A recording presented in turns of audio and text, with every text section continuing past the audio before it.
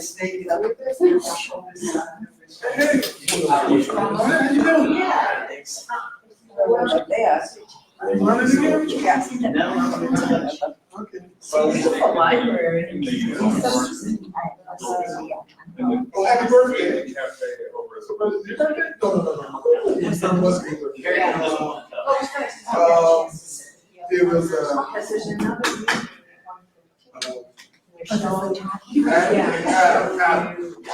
right. That was Charles. Charles. Yeah. It's his birthday. So I get my candidates all mixed up.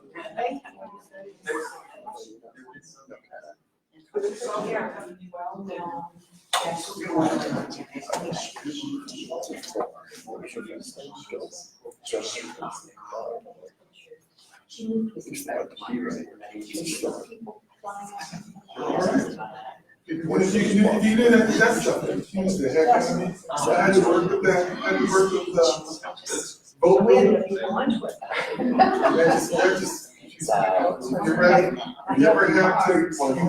You ever have to cut a turf? As soon as you say that, it's like, what do you mean cut a turf? It's like, look out here for this. No. Areas for kids to not have them cancel. And then they said, if he's older, now you can shut down turf. And I was like, oh, great. I just had to cut a turf for one small. So it's district. You know, it's like, it said, cut a turf for precinct. I would just settle for being precinct captain. So I just cut a turf for precinct. If I cut a turf, you have to cut a turf for when I first cut a turf for one precinct, one that I didn't look at. How many more I gotta go? 16. Yes, I can always find a good deal for it. well, the thing is, cut the turf and then exactly I cut the turf. Then I was supposed to find somebody to go out. Kinsey ended up. I was cutting the turf and I tried to go out. It's a whole new perspective.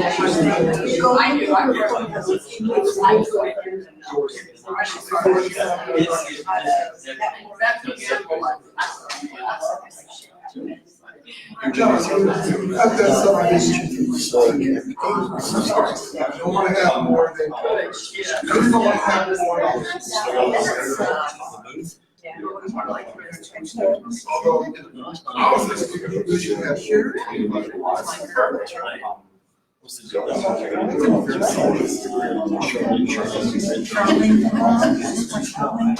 a turf and Just let me know. okay.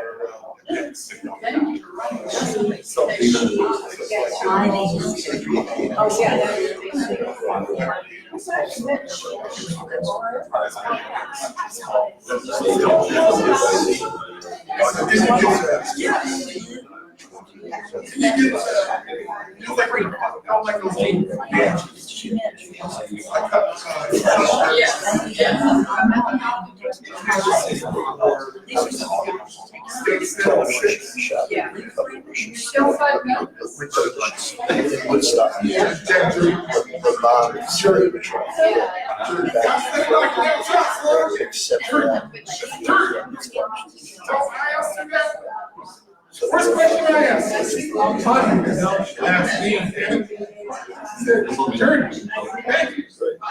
We're down south, Just the other day,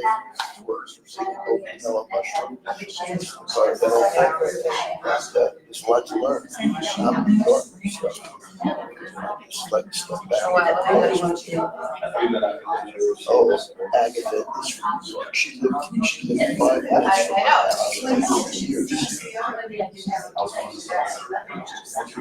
Yeah. No, my sister lives in the city. I'm on the I think I'm on my way.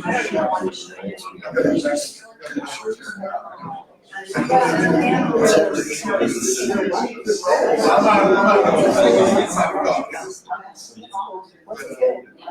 pay attention, I pay attention. But there's so much to see, so much to do.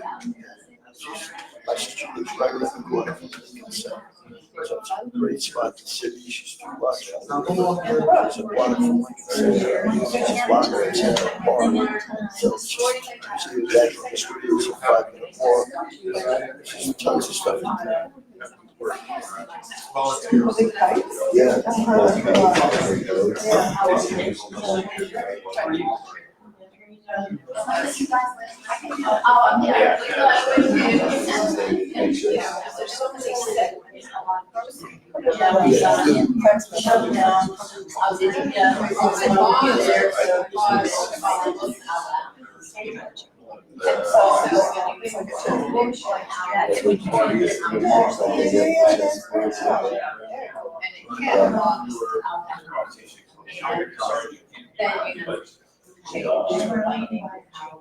The same weekend. The son works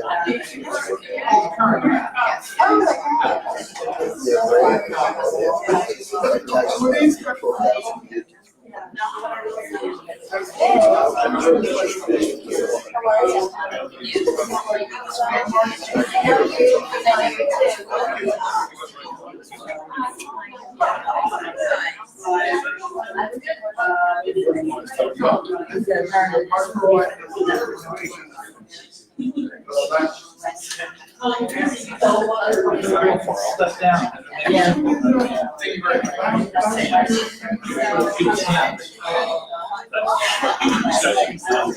didn't come up with something.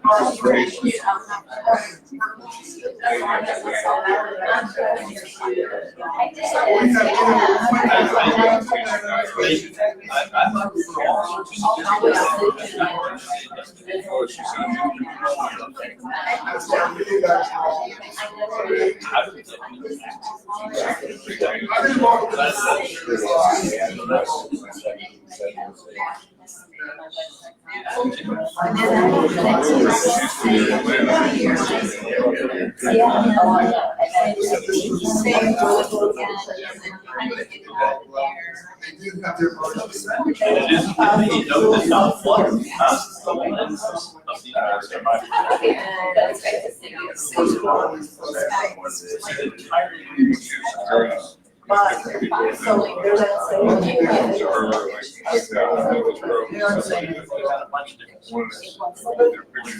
yeah, why we're changing it, which is why this one is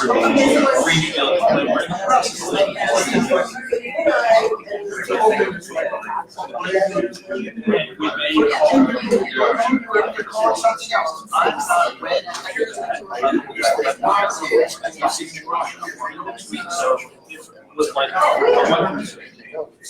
at the yearly meeting of the town meeting. Some of that money. So this is like part of your thing that you do.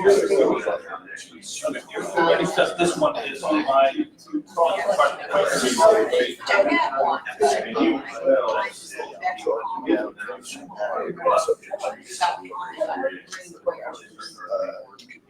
Well, I'm like on the steering committee of Quaker Mercury Witness. North America. Quakers that have all these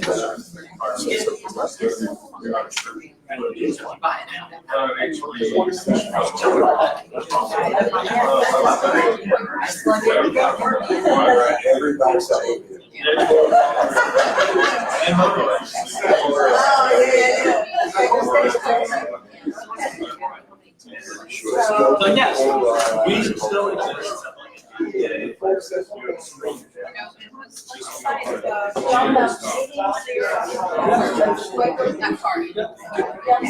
Now, the aggregate thing is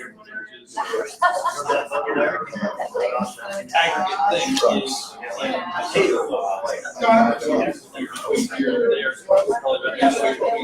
I don't know. going north, the next one's Chattanooga. So I remember at Atlanta friends that we are.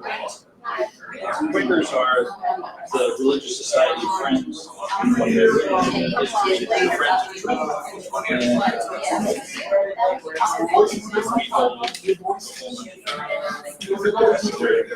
Good enough. No, you know what, it was the way I expressed, all I did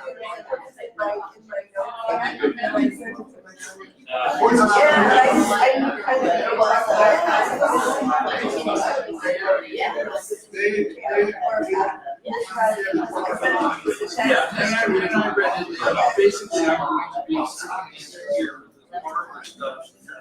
I've seen a lot of things about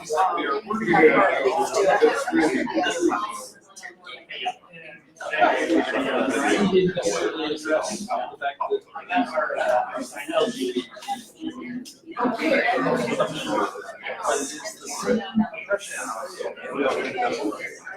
That is a team. Barbara had a hot race.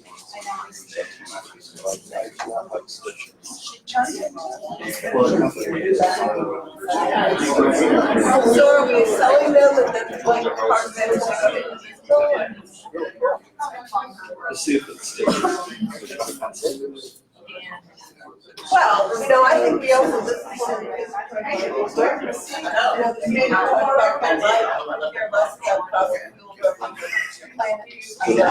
killing their kids. It does, it affects them, it grandchildren. So it's like, how can you be pro-life? I started to contribute like that. First thing I'm doing is like Yeah. And why is that? Yeah, we should be able But to hold the door. so the deal here gets into fire department. Is figure out how to connection. Seems like the forces that allowing this to happen. But the same forces that are the anti-forces are the same forces that are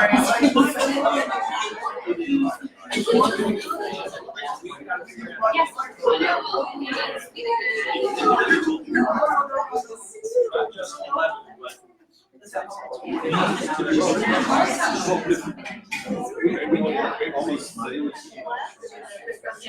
I get the Did you get the? I may not get the order, right? Hey, how you doing? Every other day or something.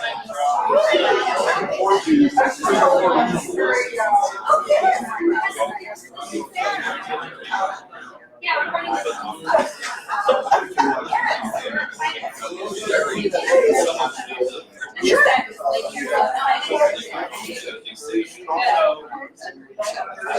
If I send you a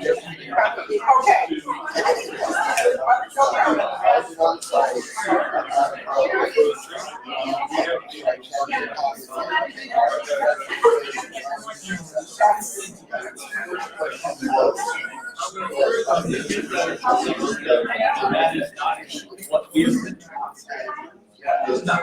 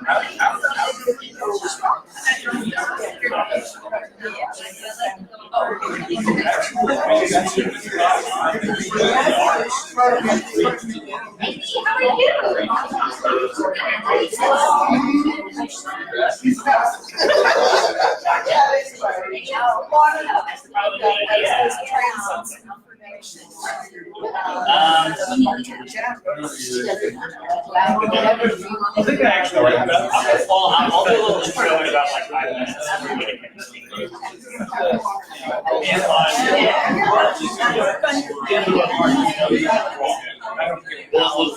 Wait a little bit longer for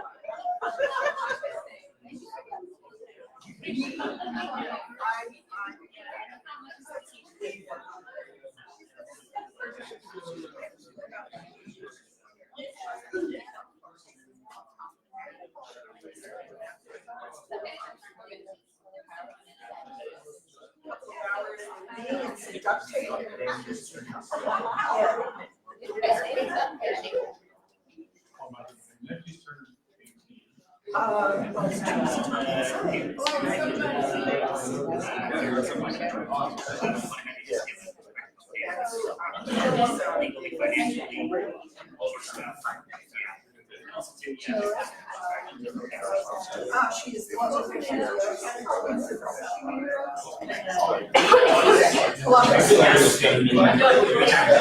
Sometimes come out here.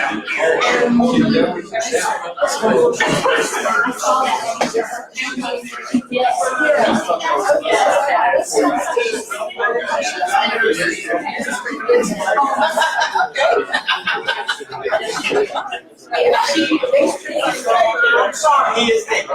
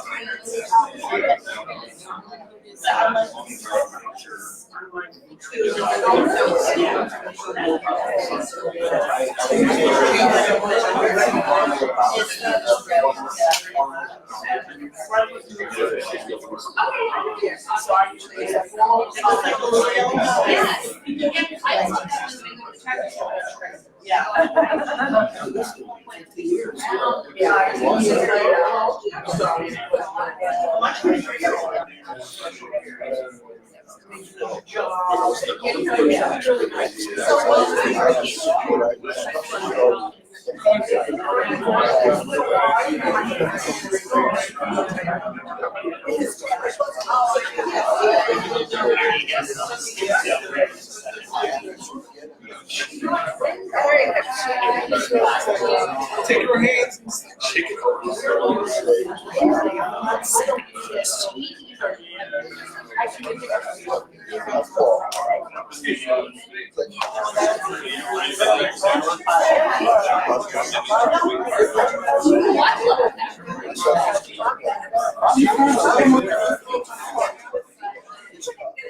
All right, so guys, we'll go ahead and get started. I know there are some people who are going to be a little bit late, and including a couple of our candidates and guest speakers. But you know, it's Saturday and we're all busy and it's quite rainy. But I thank you all for coming out here to meet us here in Cartersville. The last time that we met here was, I think, what was that? Almost over a year and a half ago. Yeah. It was over a year and a half ago when we co-hosted a meeting of about this size with United Voices for Humanity. So we thank you for coming out here. We know that population-wise in the 11th district, you know, there's a lot of concentration in Cobb, but then also we have all of Bartow and Cherokee. And I remember when this group started forming, when United Voices for Humanity formed, and a couple other groups that formed right after the 2016 election, similar grassroots groups to ours. There were people up here in Cartersville specifically that were just like, I'm just so happy to know that other people like me exist around here. That we may not agree on every single issue, like I've said before, I always say at these meetings, we don't have a specific platform. There may be things that we disagree with or have different views on as a group, but overall, we are a group who is looking for progressive change in the 11th district, to flip some districts, to get new people elected. And that is everything, including the 11th district and at the congressional level.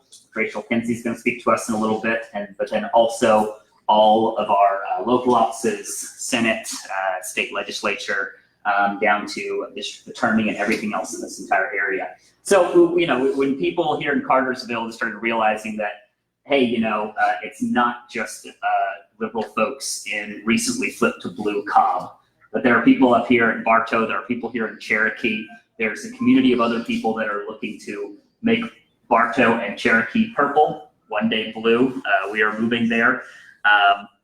And some of the people in this room are very much a part of that. So just thank you so much for coming out here and being a part of this on this rainy day and being able to, you know, There were people who said in the election prior to the last one that they didn't even know who the 11th District Democratic Party candidate was up here in Bartow.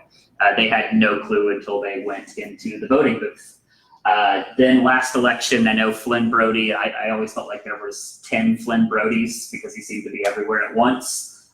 He got his name out. People knew who he was up around here, and I know that Rachel's going to be carrying the torch there, and we're going to make sure that when people go to vote here in Bartow, when they go to vote in Cherokee, they're going to know exactly who Rachel is before they go there. We're going to get the word out. So thank you all for being here.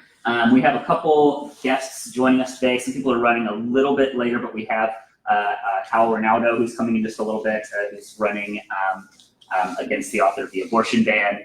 We have Fred Swann, who's coming in here in just a little bit, who he ran for the Democratic Party for Agricultural Commissioner in the last election. I think that he's an important voice for us to have up here because he's someone who very much understands the situation of rural Georgia and also understanding how to speak to persons who may be sort of pegged as being seen traditionally in a Republican voting or conservative voting area.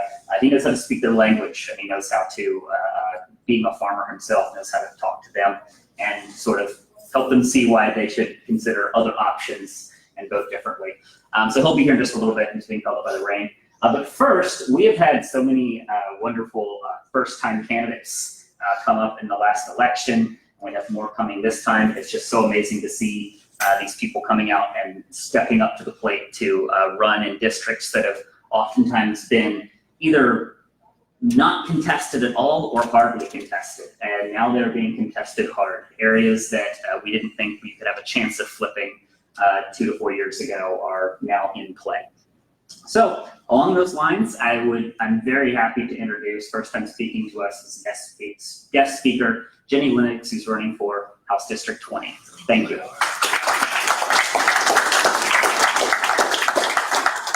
Thank you. It's really nice to speak to friends because that's how most of you I know and I've spoken to before, but this is exciting to get this chance again.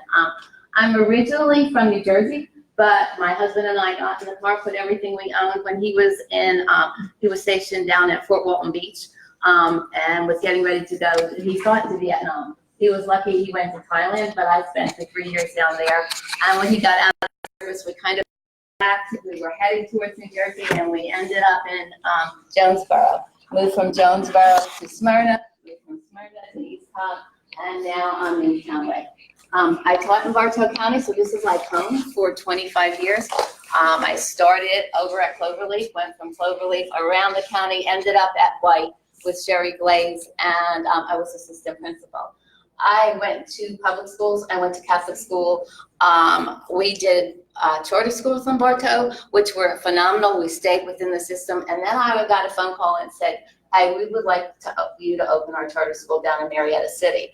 And it was like a dream come true. I know charter schools, for some people, that's a bad word. For some people, it's a good word. I've had both experiences. When I was down in Marietta City, I lasted 6 months. Because it was a management company. And a management company versus your board, even though sometimes you get mad at that Board of Education, they really care about the kids. A management company cares about the money. And so I had a difficult time, and within 6 months I said, I can't do it. And that's when I retired.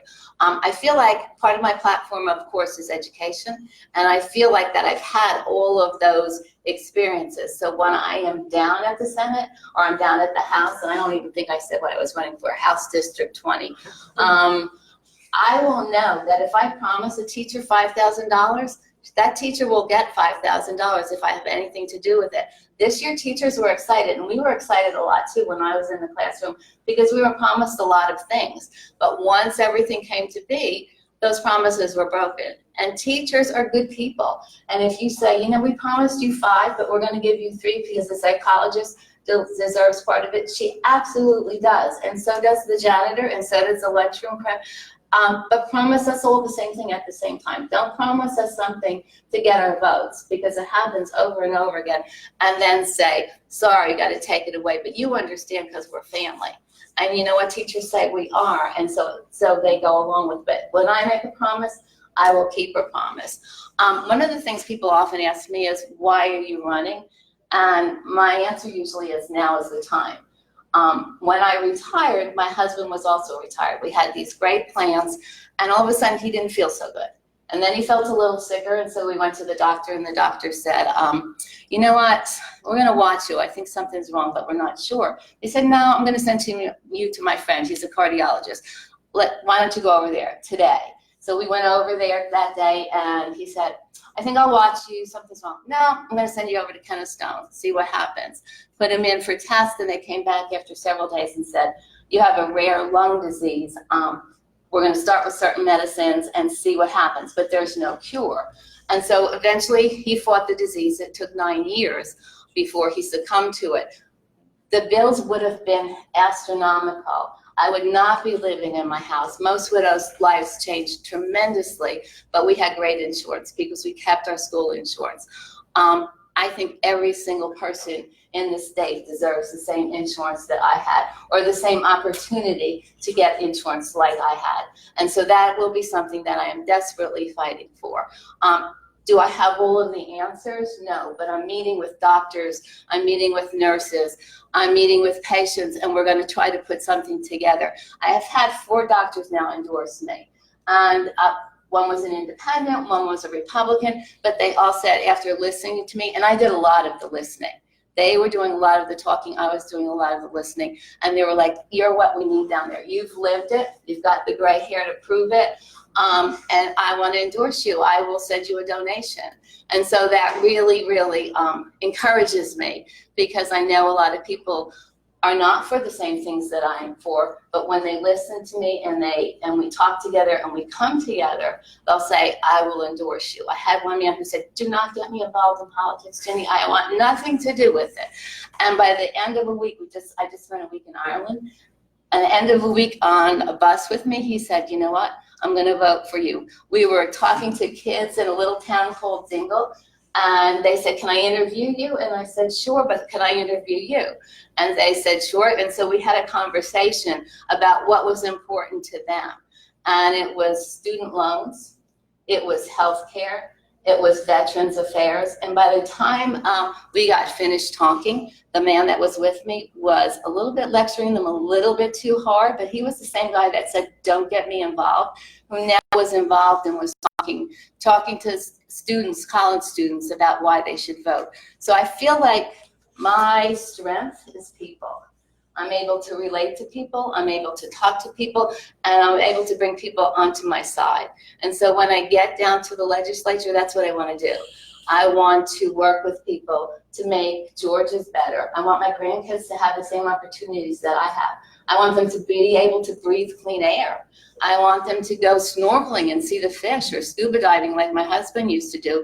And eventually he'd say, oh, it was beautiful when I first started, but there's nothing left down there. Environment's important to me. That's another very, very important part of my platform. So I'm working with as many people as I can to learn as much as I can, so that when I get there, I can write the bills, sign the bills, whatever I have to do to make the environment better for all of us. So that's pretty much who I am. I'm Ginny Lennox, House District 20. My website is ginnyforgeorgia20.com. Please go on there, learn a little bit more about me.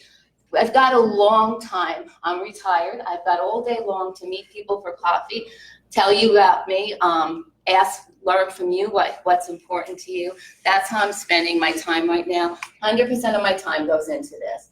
Any questions? You mentioned it's Ginny. Thank you, because a lot of people in the South think I'm saying Jenny. It's Ginny for Georgia. Yes, Rachel. When is your campaign kickoff party? Oh, thank you. It is next Saturday, 11 to 1. These are my friends. This is great. Yeah, these are my plants. I've had other kinds of plants in the audience against me for different reasons, but these are my friends. Next Saturday, Donovan's, 11 to 1 in Town Lake. So I would love for everybody to come. I would love for Woodstock to know that we are here and that we are strong and that we believe in our policies and what we believe in is as strong as what they believe in. So I have also been told by a friend, never leave without asking for donations. Paul Kaufman is here. He will be glad to talk to you about donations. Also on the website, I have that blew up. It was hard to think about even asking for donations because that's not who I am. So I think about it in this way. I'll be your voice. So you're not donating to Ginny or to Ginny's campaign. You're donating to what you believe in. And when I get down to the Capitol, I will be there fighting for everything you believe in. So thank you. Any questions? We've got a couple minutes here, but I just wanted to ask you, it's been a main topic of discussion around here, the way that many of these districts are gerrymandered and set up in various ways.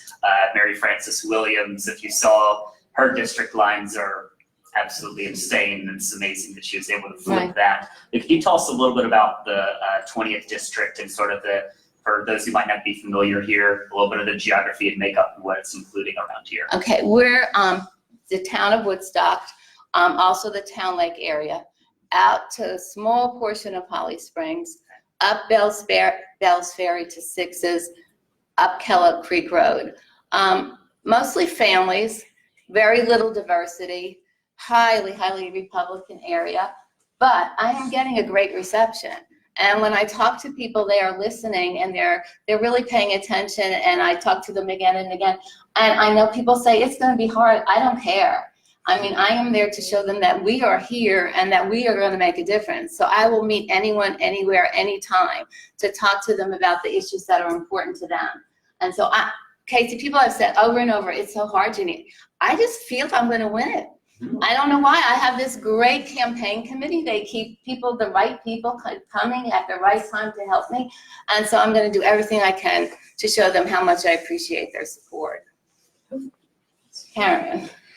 In light of the fact that you've had this experience with the healthcare system, I'd like to know what your feelings are about universal healthcare.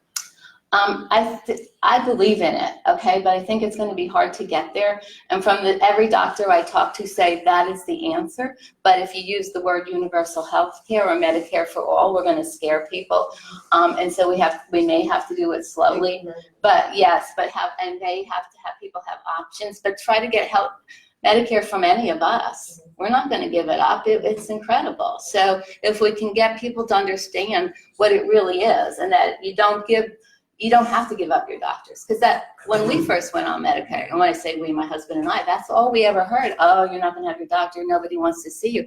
He had incredible specialists and was never turned down by one, not one. And so I think from my point of view and from the experiences we had, if we can get people to understand it's really in their best interest, probably slowly, but that's where we should be moving towards. Who's your Republican opponent? Right now, Michael Caldwell's in that seat, and he's running for Senate. So there's two brand new people that will be in a primary. So it's an open seat. Yeah. All right. Yeah. So does that help me? I hope. Yes, it does. Whatever helps. Better to go after an open seat. Okay. Than try to, especially a long-term incumbent. Okay. But, you guys get. I have a question that's not for Ginny specifically.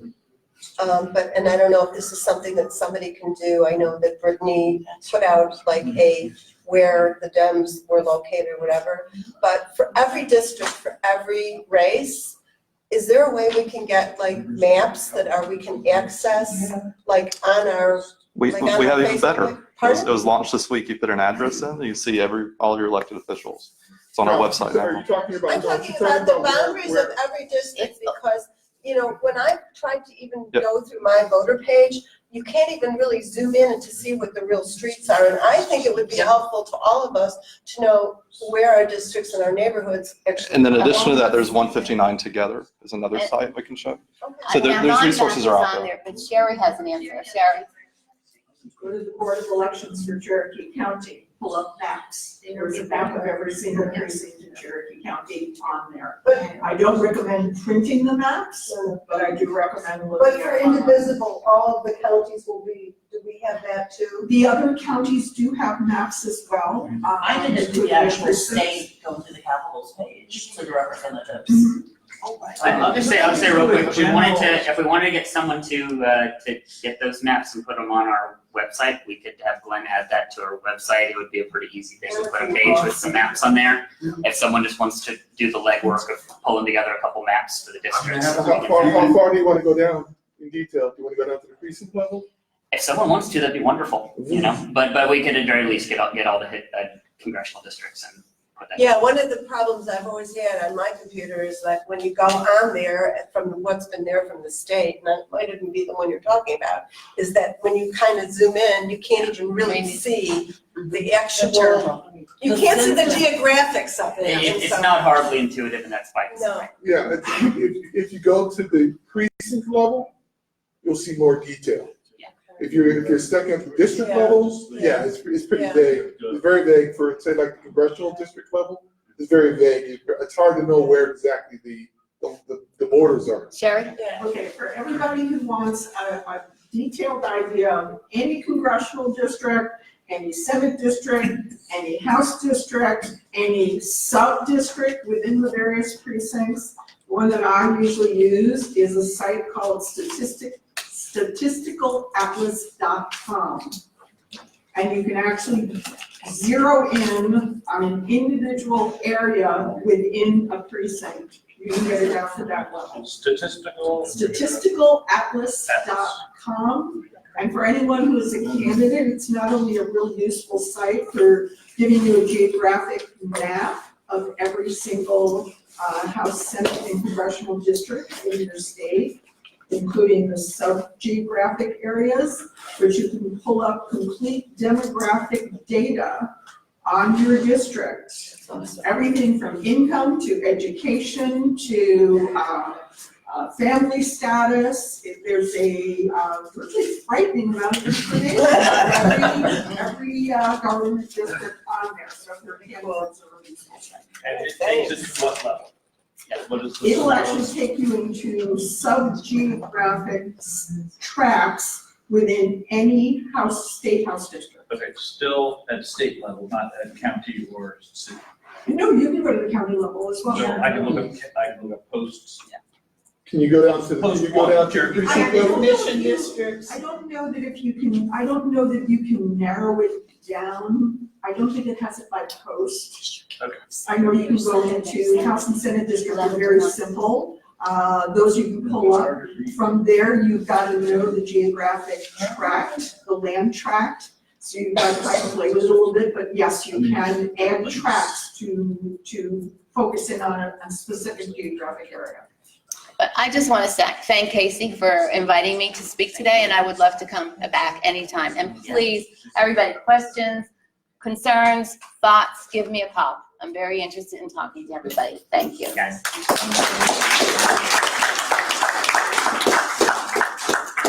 As usual, we will, after our meeting, we'll put Ginny's Facebook page, website. We'll post all of that to our page. We'll also post a statistical atlas, so if we want to play around with some data.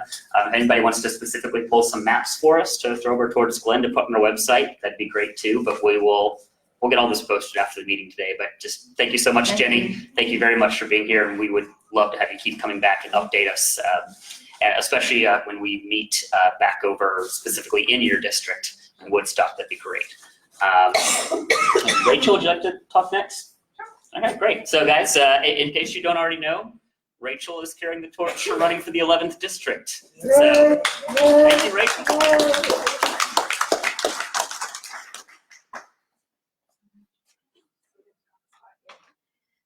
right, well, quick update on the campaign. We're full steam rolling. I start full-time fundraising next week, so be prepared for me to call you and ask you guys for money. I just want to put that out there. Campaign's going great. We've got an amazing comms director, Brittany, who's been doing a fantastic job on getting the Facebook page going and everything. My field director is aching to start cutting turfs for canvassing. I told him it's a little early, but he's been doing a bunch of data analysis. And the numbers look good. He has been so excited, he keeps going, this is flippable, it's flippable, it's flippable, and it is flippable. But that's enough about the campaign. I wanted to kind of talk to you guys more on a don't lose hope level. I've had a couple of people the last week or so call me, or I've had lunches and coffees with people going, I feel this is hopeless. I feel everything is just falling apart at the seams. I want to get active. We're not moving fast enough, especially with the impeachment, not impeachment. We're not sure what's going to happen. Don't lose hope. Don't lose faith. Faith is very personal for so many people. It can be faith in a higher being. It can be faith in your fellow neighbor. My faith lies with all of my community.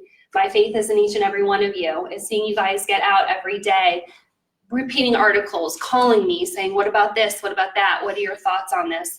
My faith is with Nancy Pelosi and what they're going to be doing in Congress. She knows what she's doing. She's a very smart lady. She is going to figure out what we need to do. Don't lose faith, because if you lose faith, you stop working. And if you stop working and you guys run, we're done. I know there's a lot of movie industries and Netflix talking about pulling out of Georgia. They can't. You can't leave Georgia because you're going to leave jobs. It's not going to help anybody do anything. So please get with local candidates, help them keep the steam going in Georgia. I'm working with the local candidates to make sure things in Georgia are working. We are going to help. We are here to solve the problems. Do we have the answers for everything? No, but we are working together to come up with answers. So I'm here to tell you guys, please don't stop working. Please don't close the computers. Take a break if you need it. Take your shoes off, go walk in the woods and reconnect with yourself. Get that fighting spirit back. But each and every day, I need you guys to wake up and realize every day is a new day. Every day is going to be a battle till 2020. We are going to win in 2020. We will win. We will take back, with candidates like Ginny that are running here in Georgia, we will take back the Gold Dome, and I'm going to walk hand in hand with Lucy McBath down to Congress, and we're going to fix Washington. We are here to help you guys, but we need you guys to stay strong. So please, every day, get up, find one thing that you can do to change your day. Buy a cup of coffee for somebody, hand out an Indivisible 11 bumper sticker, reach out to that person and say, you are not alone. I am in this with you. So that's all I wanted to talk to you guys about today, is keep the faith, keep the hope. Call me if you need anything, but we're here. That's all I got. Oh, yes, and take out your checkbooks. Write the checks to the candidates. They need money. It's very expensive, even at the local levels running campaigns. I shouldn't say nobody. Most people are not going to out fundraise the Republicans. They can't. Barry Loudermilk can make 2 phone calls and get $500,000, where I'm calling people 20 hours a day, and I'm lucky if I get $10,000 for the week. But what we're going to do with the money is we're going to outwork them. We're going to make them spend their money twice as much on their big glossy mailers, and we're going to be knocking on all the damn doors. Get your shoes out, because candidates are going to start going out in the field earlier just to start getting out. Lace your shoes up, buy a really good pair of walking sneakers. You will go through them, and that's good. If you have holes, I had holes on the bottom of my shoes. You will have holes in the bottom of your shoes. That means what you're doing. So get with your local candidates. Get with my campaign. We are hitting the ground hard. We're going to start doing the town halls. We are inviting Barry Loudermilk to everything. Every event we're holding, we are inviting the Republican parties to come. They have turned us down. Bartow sent this wonderful long email to my comms director saying, yeah, no, thanks. No, we don't want her coming to talk because she's a Democrat. And our response was, that's a shame you're not bringing us so your voters can ask me the tough questions. But we will extend things to Barry Loudermilk. I am calling Barry Loudermilk out on social media on some of his policies. You'll start seeing that a little bit more and more. And he is calling us out on the media, which is fine. Bring it all. And like I told my campaign staff, we're going toe-to-toe. We will go toe-to-toe with every single Republican in the state and at the congressional level for you guys. Get with your local candidates, get a checkbook out, do a recurring $5 donation a month. It's just a cup of coffee you're giving up, but we can do so much with that. And make sure you guys have really good walking shoes and sunscreen and bug spray, because that's what you need. All right, questions? Bottled water. And bottled water. But usually the candidates will provide big things to bottle water. So don't worry about that. So I don't know that, people that are in limbo or who are leaning red are going to listen anyway, but I'm a big fan of Political Rewind, and I think you were on it at one point. Are you going to go back? yes. You all need to go back. So it's harder for the local levels to get on shows like that, but we will be back on Political Rewind. I was at an event Thursday night, the official aftergown party for the Democrat Party, and I talked to Bustein, who is the AJC reporter. He'll be doing stuff on that. We're reaching out to every single news outlet. Not having success with some of them because they don't want to publish anything with Democrats on, which is fine. It's their loss. That's how we're looking at it. But anybody who has anybody, I'm willing to talk. I was on the Peach podcast 3 weeks ago. Yeah, anytime. I'll get on and talk with anybody about anything. And I'm not afraid of the questions. And I was at a summit last weekend for The nonprofit I run, I came to talk about that and running for office. And I had people who were like, will you answer questions? Yeah, I'll tell you exactly how it is. There's nothing to hide. It's a transparent campaign. You may not like my answer, but at least you're gonna know where I stand on it. So, but yeah, any shows like that, I'm willing to go on. They were up here last weekend, or last Monday, and the audience would surprise you. They were very much against 481. And it was, it was Bartow County, and I expected I guess, what did they say? One of the reddest counties in Georgia. And it's changing. Yeah. Even though we can't tell because what's happening here, but we fought together, so we know. But yeah. It is changing. I think the bills like 481 coming out, and it's more of the Republican women who are standing there going, I feel under attack. I feel like we're not worth anything. I've had more Republican women come up to me and go, I can relate to you because you're a mom, but I can relate to you because we're women. And don't be afraid to have those tough conversations with people. They actually turn out pretty good. All right, any more questions? So what was your, so you were backing what Nancy Pelosi was saying? I wasn't backing Nancy Pelosi. But I think I was, well, yeah, I figure, she's in office. You have to support your people in office because they need the support from us. You may not always agree with Nancy Pelosi. You may not agree with AOC, but you know what? They're getting things done. They're having conversations. The Green Deal that AOC put out, was it a stellar deal? No, but did it open a door for conversation? Oh, hell yeah. It did. Exactly. And that's what they've got to do. Nancy Pelosi is opening the door for conversation. You may not like what she has to say all the time, but she's getting them talking and she's bringing people to the table to talk. That's what it's going to take in Washington. You're going to need to get more people like AOC who bring these plans that are not, no one has a perfect plan. Nobody's going to present a perfect plan, but it's a plan that gets people talking. Either you're upset about it, but you're having conversations about it, or, that's what's important is getting conversation back both sides of the way. Yeah. This kind of pivots into some stuff that maybe Fred will be addressing here in a tiny bit, but what are some of the vulnerabilities? Because you're running something here at the federal level. What are some of the vulnerabilities you see with Barry Loudermilk on certain issues? Because this is someone who's pretty much been 100% in lockstep with the current administration, despite certain policies, tariffs and other things that are clearly going to be damaging to the normal base that votes for him around here. So what would you see as sort of the Republicans' main points of vulnerability for the 11th district? That's really tough. It is a very, very red district. I think their biggest points of vulnerability is there's no accountability. They don't show up. I'm sure plenty of you guys have had that, sending an email off to Barry Loudermilk, trying to call Barry Loudermilk, and there's no response. That's going to be something that we have to work on. And 2 sessions ago, last congressional session, not this current one, he voted 100% of the time with Trump, which went against a lot of interest here in Congressional District 11. This time he's at 94.6%. So he's coming down a little bit, just a smidge. But his biggest vulnerability is he doesn't listen. He doesn't listen. He is I'm sure, I don't know if anyone's been around Barry Loudermilk. He's a big guy. He's a big stature, but he has his talking list points and he does not come off of that. Politicians are very good about not directly answering a question. They kind of hop around it. If you don't ask him what's on his talking point, he hops around it. Holding his feet to the fire, he'll start showing weakness. I've had people who actually are related to Barry Loudermilk come up to me and given me, he's an anti-vaxxer. He doesn't believe in that. Which I'm fully vaccinate my children, keep them safe. I will bring them to the doctor regularly. But things like that is chipping away at the armor and showing that what they're doing as a whole, and take the nation out of it. Let's focus on the policies that are affecting CD11 and affecting Georgia. There are chips in the armor and they're starting to come out. So does that answer? Was that kind of sidestepping around it, or okay? Yeah, say if you were going to go after him on a specific thing on it's his accountability. It's when is the last time Barry Loudermilk had a town hall? When is the last time he had a town hall where he didn't charge people to come and talk? When is the last time he had an event where when it was open to the public, not a town hall, but an event, and it didn't cost $1,000 a plate to come sit down with him? Well, I don't know what it was, 500 whatever.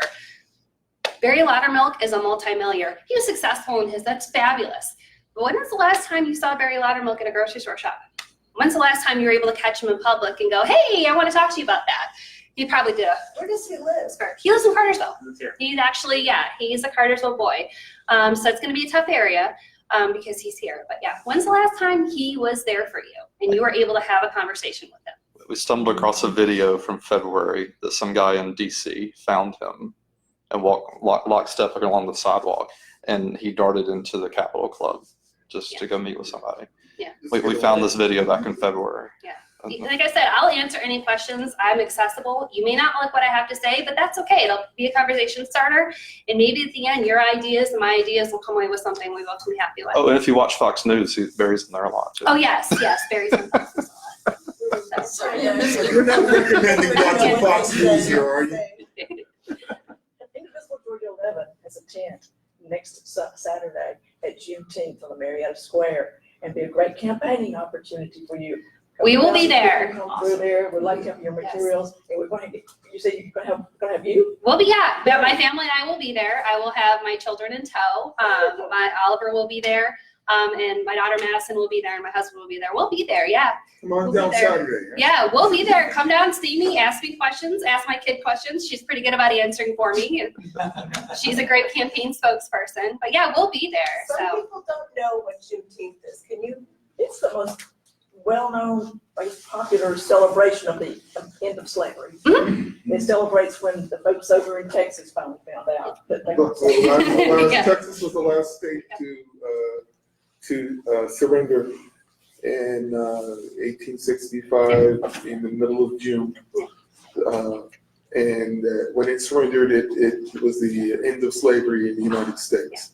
So Juneteenth is a celebration of the end of slavery in the United States. Yeah. Specifically about Texas, but it spread, but it really meant that was the last day of slavery. So I have a question about that. After seeing, to me, the horrifying presence at the 4th of July parade of the KKK in Marietta, did they do anything in terms of? The last 4th of July parade? Yeah, they have a float You and know, I'm talking stuff. about the Confederate flag people. Well, the Confederate Yeah. people have been doing that for Same thing years. to me, 'cause It's what's the a- difference? It never made sense to me for them, for the Confederate, for those people who represent the Confederacy, which was the greatest group of treasonous Right. traitors Right. to the United States. These are people who took up arms against the United States government.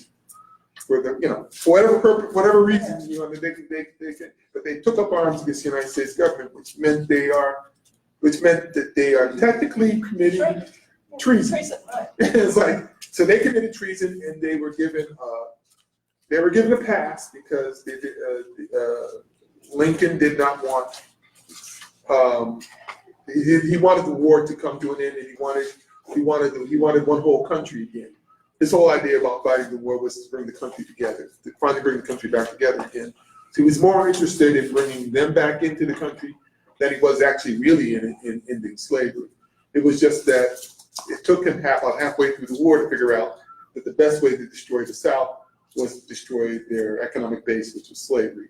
So that's when he implemented the Emancipation Proclamation. Okay. Juneteenth, let's be there. No, I Yeah, so- understand, yeah. I understand what you're saying. Yeah. You will get some people coming. My question is, why did they get a permit to walk in the parade? Free Why speech. is it? Okay, Yeah, so. free So the hardest They thing, said that's free the hardest thing. I can tell you as a candidate, the hardest thing is standing up here. And I very much believe in freedom of speech, freedom of religion. But you have to give the other side respect. And it's hard to do when someone's standing there for fighting for everything I believe in, to stand there and scream at me everything I don't believe in, but it's the right to do that.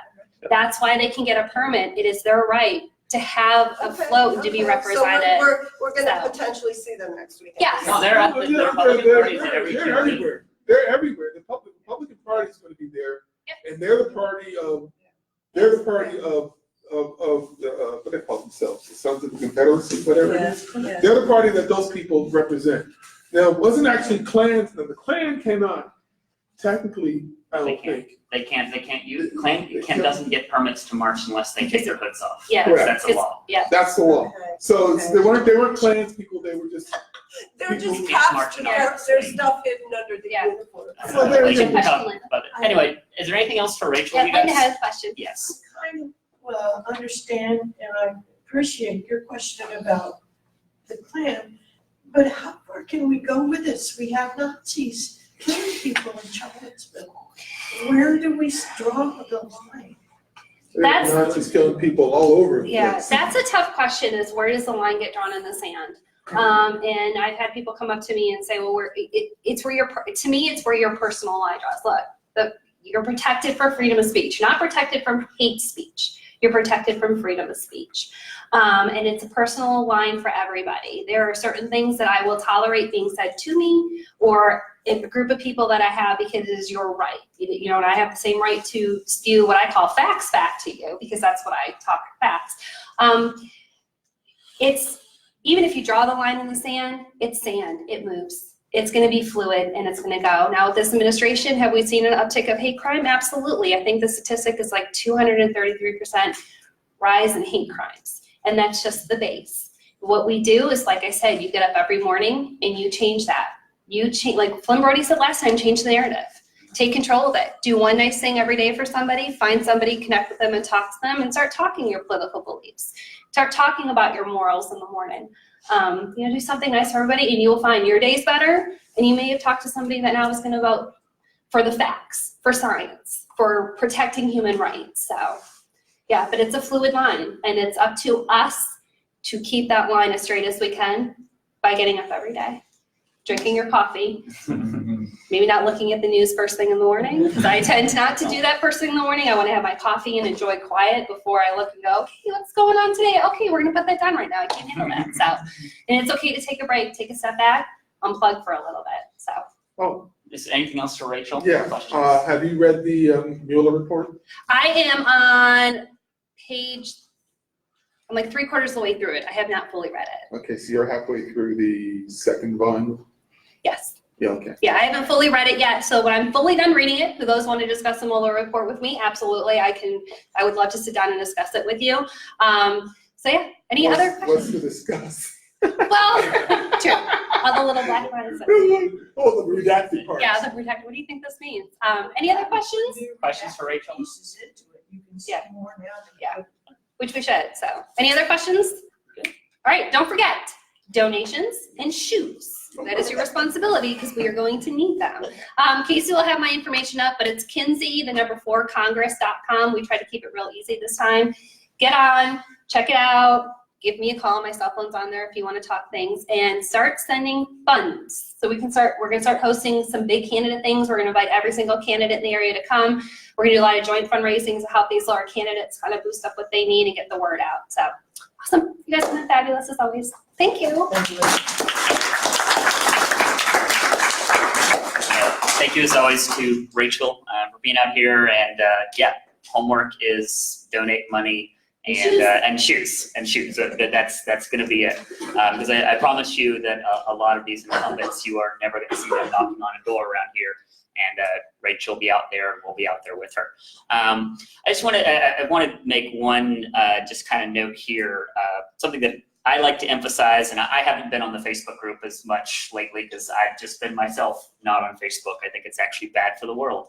But it is something that we use as a tool as best we can. We try to utilize this thing for organizational purposes. We are, as a group, working on a system outside of Facebook that's basically akin to CRM software for organizing us as a group. Robert can speak about this in a little bit, but we would like to be moving outside of promoting things on Facebook and using those means. We'd like to get things more specific to different precincts, different districts here.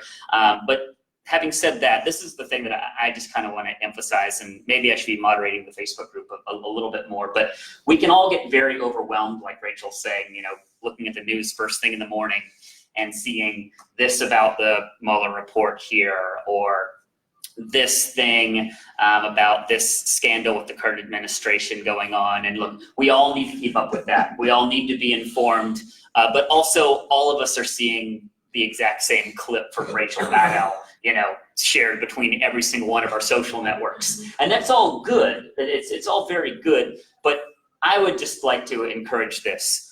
Focus on Georgia. Focus on Georgia, on our candidates, on our districts, because we are truly living in a very exciting time in this state. Yes, Brian Kemp technically we can get into that, won the last governor's race, right? But the fact that someone like Stacey Abrams even had a chance, had a shot at that seat is unbelievable. Over in Texas, the fact that Beto O'Rourke actually had a shot of winning there in Texas, that's absolutely insane. Being in places like this right now in Atlanta, in the Metro Atlanta area and in Georgia as it's flipping is a very, very exciting time. And there's really no other state like ours.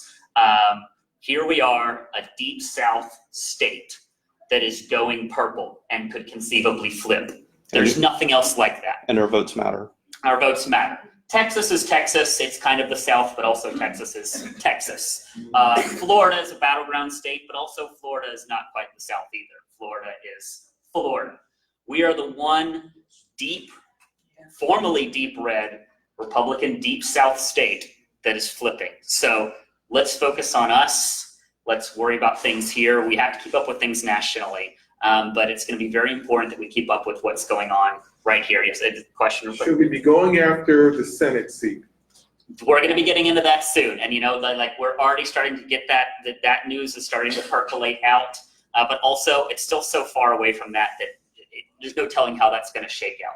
We just all know that at the end of the day, the next seat up for grab is going to be Perdue's. And he has been the one that has been most in lockstep with current administration. Johnny Isakson is pretty much, in the way he votes, completely in lockstep with current administration. He'll at least speak up every now and then and say when something is disgusting or wrong, but he still, at the end of the day, votes. But anyway, we're going to be getting into that as a state very soon at that level. But I'm just saying, and this includes Rachel Warren running for the 11th here and our unique situation in the 11th district. Focus on us, because I'll also just note this, not to get on this soapbox too much, but I mean a little bit of recent political history in America is that basically the Republican Party got destroyed in the 90s, into the early 2000s, and what did they do? They didn't sulk about it. They organized. They swept all these local races and created a base of power. And I'm talking everything. We're talking state legislatures, the most of which they still control. We're talking mayors. We're talking school boards, district attorneys, all that stuff that is the ground level. Because everybody in here that's running for these seats, Rachel and everyone else whose candidates are speaking for us, they're, like Rachel did, ran for a state legislature seat, and now she's running for Congress. This is where the base of power is created in all of these local races, these local offices. And that's the Republican Party did when they got their rear end handed to them. They didn't sulk. They organized. They swept everything on the lower political level throughout the country, built that base. And getting that base and then having things like Fox News, but really the first one is having that power base, got them to be able to rewrite districts for voting, got them to be able to set policy, and created all the conditions that have made it so that we before last election had 2 houses of Congress controlled by one party, and then also the presidency. So what we have to do, and what we are doing, and what we very much have seen in the last election is we got our rear ends handed to us in 2016. And now we are not sulking about it. We are organizing, and we're going to get all these local offices. Yes. But are we gonna get paper ballots? Well, that's important. That's going to be part of this whole thing. Again, you have to control the infrastructure to be able to do that. So, and it is kind of a catch-22. You have to be able to control the infrastructure to be able to control that. If But you guys, want paper just ballots, the only way to get paper ballots is to first vote them out. Yes, You will not get this paper is the ballots thing. if Republicans are in charge. So anytime you say, can you get There's paper not ballots? one thing first we that's gotta- keeping Republicans in power. There's not any one singular thing. We can look to voting and voter suppression. We can look to economic factors. We can look to different subsidies. We can look to issues in our society, but there's no single thing. Basically, the thing is this. In terms of what we talk about as a group, what we post about, what we are into, we have to always be looking towards DC and the current administration. That is always in the background, but I want to focus here. Laser focus, flip this area, and flip Georgia. So along those lines, that is my long segue into introducing somebody who I'm just very thrilled to have him here speaking with us. We've had someone from his campaign come speak to us before. But Fred Swann ran for Georgia Agricultural Commissioner in the last election, and one of the things that I love about hearing from Fred Swann is that when Fred talks about issues here in Georgia, he has a completely different way of talking about them. Fred understands the unique situation of rural Georgia, of our agricultural businesses, of areas that the Republicans consider to be their base, but don't necessarily have to be.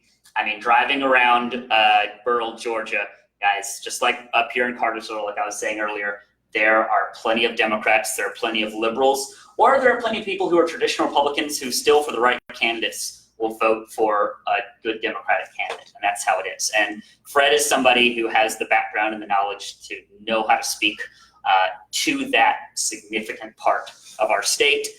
So I'm just very honored that he decided to drive up through the rain today. So everyone welcome, please, Fred Swann. Get some video of me while I talk? Yeah. It's already running. Okay, good deal. Well, nope, that's perfect. As long as I can clip that on and post it to my page as well. Yeah. Thank you all so much for having me. Yes, my name is Fred Swann. I was the Democratic nominee for Georgia's Agriculture Commissioner this last cycle. Sorry for being a little late, but I don't know if y'all know, but people tend to drive like 30 miles an hour on the interstate in the rain. But we got here, so I really appreciate it. Yeah, I've been in Cartersville for something else, but I have not spoken to this group personally, so I do appreciate that opportunity. I actually, prior to my run for Agriculture Commissioner, I remember when Donald Trump was elected, and there was just cacophonous, oh, what are we going to do? The sky is falling, blah, blah, blah. And like the people who brought up that indivisible guide said, here's a handbook on how to take back everything. And then they didn't try to start a movement. They were just like, hey, here's a handbook. And then all of these groups started cropping up saying, oh, we actually have some power. We can actually affect change. And so one of the things I love about groups like Indivisible is how many of you guys aren't traditional Democrats. Maybe you voted Democrat most of the time, maybe you didn't, but you saw there were problems, and so you're coming in here saying, I don't want to be a part of that party, but I want to make change. To you guys, I say, I'm a Democrat, I'm a member of our state party, I welcome you as co-fighters in this fight. Please continue to watch us. Please continue to watch, not just what we say, because politicians and candidates, we love to make promises. Watch what we do and hold our feet to the fire and say, you know what, I'm not a part of your team either. You've got to impress me. So please, talking to you guys, thank you so much for working with Democratic Party on trying to make change and maybe trying to change the party as well. Now, to the rest of you guys who didn't raise your hands, who would consider yourself traditional Democrats, I really appreciate, Casey, a lot of things you said about looking at things from a different perspective, because I do. I actually come from rural and suburban Georgia. I actually I've lived many years in middle Georgia, Macon area. And I will tell you right now, Democrats have got to get their act together. A lot of what I'm going to be talking about throughout the next cycle is basically taking Democrats to the woodshed and saying, we've got to get our house in order. We've got to start doing things differently if we want to affect real change. It is not enough to say Donald Trump isn't my president. It is not nearly enough to call him 45 or 44-1 or to make fun of his latest stupid tweet about the moon as a part of Mars or whatever dumb thing has come out of his mouth. Orange foolish. Right. It's not enough because the people we're trying to affect don't care about that. And in fact, they like him. Whether or not he's actually working towards their interests, they think he is, because we are not talking about people's economic interests anymore as Democrats. We're getting bogged down in fights that we shouldn't be fighting. Meanwhile, vast majority of people care about, whether they're right or wrong or indifferent, putting food on the table, roof over their head, the fact that they don't have adequate health coverage and there isn't health care around them, the fact that they don't have food, real sources of food close to them. How many people in Georgia live in actual food deserts?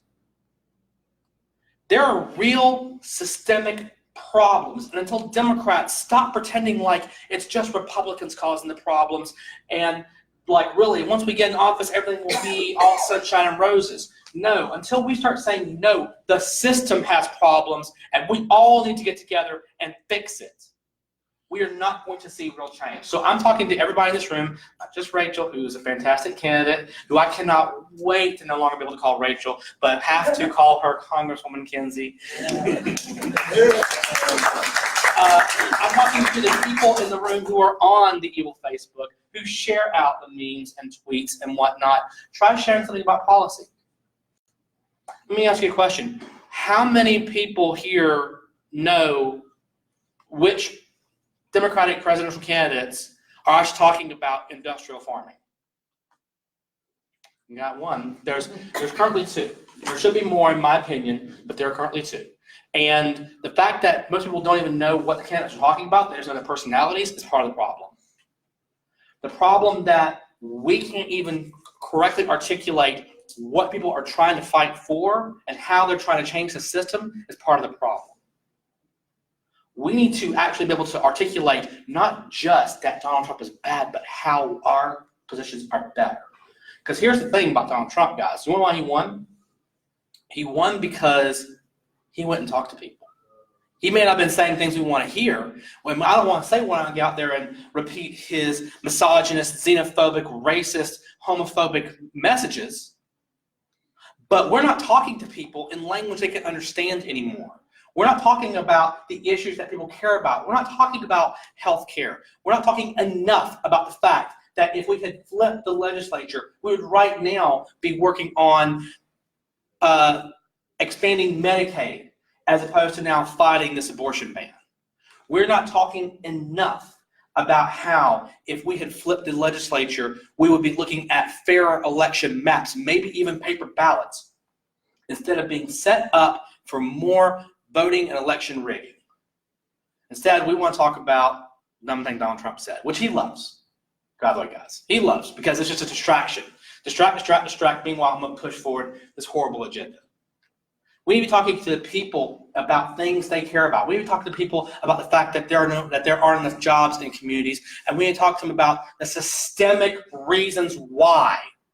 Instead of letting Donald Trump control the narrative about illegal immigration. Oh, if it wasn't for this flood of illegal immigrants, we would have jobs and opportunity, but we just kind of stopped them. Guess what, guys? Until we start talking about the fact that we do have real problems, but our problems are from within and not from without, then we do not have a compelling narrative with which we can really affect that change.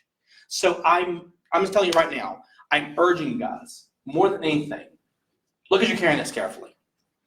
Look about the issues they are talking about. Look at yourselves and say, what issues am I caring about? What am I talking about? Am I talking about healthcare? Am I talking about jobs? Am I talking about whether we need fair wages in places? Am I talking about how industrial agriculture has literally taken opportunity away from rural communities? Because I'm going to tell you right now, when I'll make this point. When I gave my speech at the convention in 2018, I had a line in the speech about fighting industrial farming. You know where the biggest applause line on that? I wasn't sure it was going to be an applause line, but it got huge applause. The biggest response came from the contingent from the 2nd Congressional District. Now, for those of you who don't know, the 2nd District is like middle to southwest Georgia. Like it's just that little bit that borders right on Alabama underneath the 3rd. Like goes from like Macon, Columbus. But down there, they are wholly owned subsidiaries, basically, of Monsanto, of Dow, of ADM. They know that they're being overrun and taken over by industrial agriculture. They know that these people have come in and literally stolen their opportunity and extracted the wealth from their soil to send it elsewhere. Well, you ride down the road and you see the signs on the posts. That's right. Yeah. And you can see the farmers in their hazmat suits spraying the crops. I mean, look, guys, we just got to be talking to people where they are. Here in the 11th District, we can talk to people about the agricultural issues that are affecting them. Agriculture is Georgia's #1 industry, but it doesn't work for everybody. It works for a small number of people. We start talking about how we can stop letting all of our resources go to a handful of people and really make certain that we are engendering broad prosperity for everybody, we're not going to see real change. But if we have a narrative around which we say, you know what, I'm not worried about that guy in the Oval Office. He's a clown, he's a distraction, his policies stink, but here's how we can make change. Until we start talking about how tariffs truly affect everyday people, until we start talking about how we've allowed ourselves to be bamboozled into railing on these side issues that are not going to affect everyday Georgians' lives, we're not going to see real change. And so that's why I'm not running this time. I know it may sound like a politician right now. Right now, I'm just a concerned citizen like everybody else. I am exhorting all of our candidates, please talk a lot about issues. One thing that I've heard on the campaign when I was running in 2018 was how much I talked about issues, because I tried to, because that's kind of how I am. I just talk about issues. I would have libertarians and conservatives tell me they were voting for me because I talked about the issues, because I didn't couch them in terms of red and blue. I didn't couch them in terms of left and right. I kind of couched them in terms of right and wrong, just what is wrong with our system. And everybody knows the system is rigged for against the little guy. Just everybody thinks that Donald Trump is somehow going to work for the little guy when he is the big guy himself. All we have to do is talk to these people about the issues, about healthcare, about jobs, about infrastructure, about the ways in which this affects their daily lives. And do it all the time. And again, we're talking to the people as well. We're talking to the supporters as well. Talk about it on your social media. Share out the issues. Please. That's the only way we're going to make real change. I'm telling you right now, we have a tremendous opportunity in 20. We got real close to striking the mark in 18. Casey's right.